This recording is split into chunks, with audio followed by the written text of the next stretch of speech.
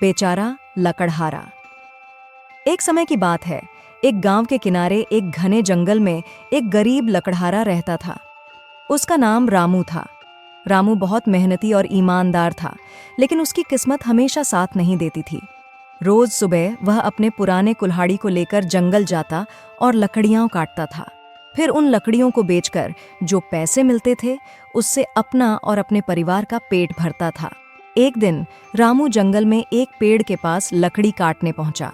जैसे ही उसने पेड़ काटना शुरू किया, अचानक उसकी कुल्हाड़ी फिसलकर पास ही बहती नदी में गिर गई। रामू बहुत परेशान हो गया, क्योंकि वह जानता था कि उसके पास दूसरी कुल्हाड़ी खरीदने के लिए पैसे नहीं हैं। बिना कुल्हाड़ी के वह अपना काम नहीं कर सकता था और उसका परिवार भूखा रह जाएगा।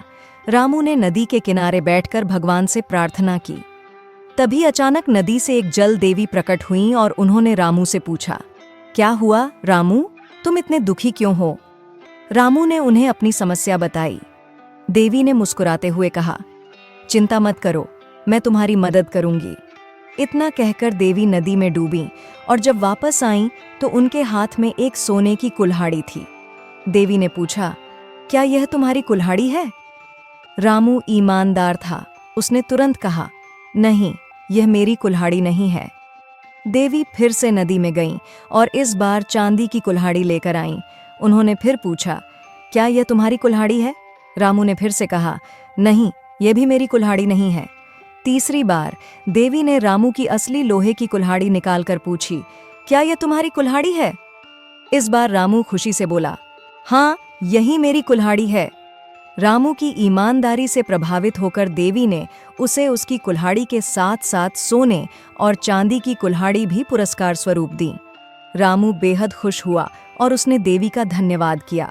वह अपनी कुल्हाड़ियां लेकर गांव लौट आया और अपनी ईमानदारी से कमाई गई इनाम से खुश होकर अपने परिवार का जीवन सुधारने में लग गया।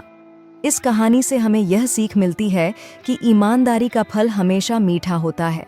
भले ही हमें तुरंत परिणाम न मिले, लेकिन सच्चाई और ईमानदारी जीवन में हमेशा विजय दिलाते हैं।